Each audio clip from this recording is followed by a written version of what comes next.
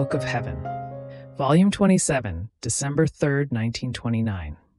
Difference between the sanctity founded in the virtues and the one founded in the divine will. My little mind was wandering in the supreme fiat, and I was thinking to myself, what can be the difference that passes between one who has founded his sanctity in the virtues and one who has founded it only in the divine will? And my sweet Jesus, moving in my interior, sighing, told me, "My daughter, if you knew what great difference exists, listen, and you yourself know this.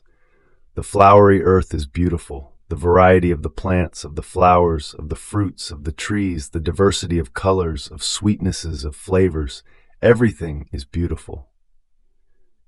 But would you be able to find one plant, one flower, be it even one of the most precious, which is not surrounded by earth, as the earth keeps each root as though on its lap, attached to its breast to nourish it?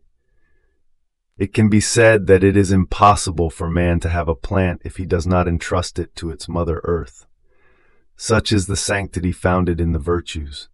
The human earth has to place something of its own. How many human satisfactions in the holiest works, in the virtues that they practice! The earth of esteem, of human glory, always runs and forms its small receptacle, in such a way that the virtues appear as many beautiful, fragrant flowers, of such vivid color as to arouse marvel, but around them, underneath them, there is always a little something of human earth. So, the sanctity founded in the virtues can be called flowery earth, and according to the virtues that they practice, some form the flower, some the plant, some the tree, and they need water to water them, and the sun to fecundate them and communicate to them the different effects needed for each one of them. That is, my grace. Otherwise, they would run the risk of dying at birth. On the other hand, the sanctity founded in my divine will is sun.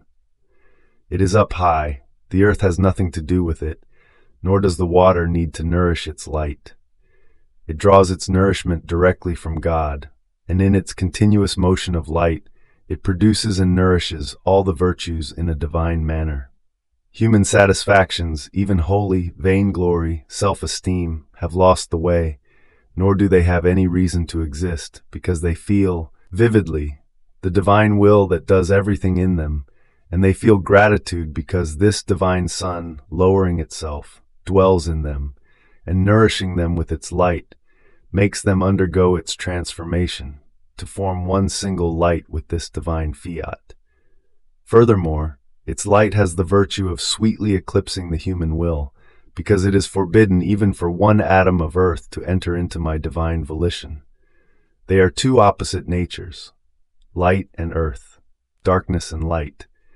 It can be said that they shun each other, nor can the light tolerate even just one atom of earth, and therefore it eclipses it. It serves as its sentry, as defense, so that all may become divine will in the creature.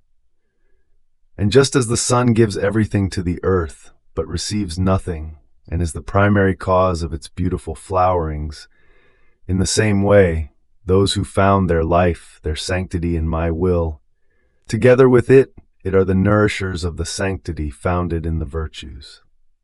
After this, I was doing my round in the divine fiat to find all the acts of creatures, past, present, and future, so as to ask in the name of all for the kingdom of the divine will. But while I was doing this, my sweet Jesus added, "My daughter, anything good that has been done from the very beginning of the world outside of my divine will are little lights, as the effects of my divine fiat. In fact, even though they have not operated inside of it, as creatures would dispose themselves to do good, its rays would fix themselves upon them, and at its reflections the tiny little flame would form in their souls, because, since my will is eternal and immense light, it can produce but light. These little flames, as the effects of it, remain around the sun of my divine will as honor and glory of its effects, and as the fruits of the good operating of the creatures. In fact, as they want to do good, its rays fix themselves upon them and give them the effects of the good they want to do. It can be said, it is more than sun, which is such that, as it finds the good seed in the earth, its light warms it, caresses it, and communicates to it the effects to form the plant of that seed. There is no good without my will, just as there is no color, sweetness, maturity, without the effects of the light of the sun, so there can be no good without it. However, who can form the sun with her axe? One who lives in my divine will. My will not only fixes its rays upon her, but descends in her with the whole of its sun, and with its creative and vivifying virtue, it forms another sun in the act of the creature. Do you see then the great difference that exists, just like between plants and sun, and between sun and little flames?